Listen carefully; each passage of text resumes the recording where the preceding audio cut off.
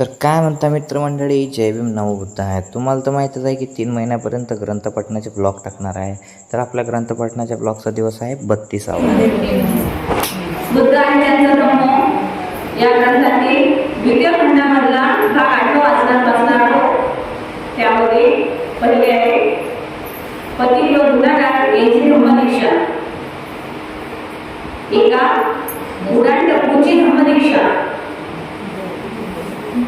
प्राचीन काळी राजगृहात एक गुंडा राहत होता.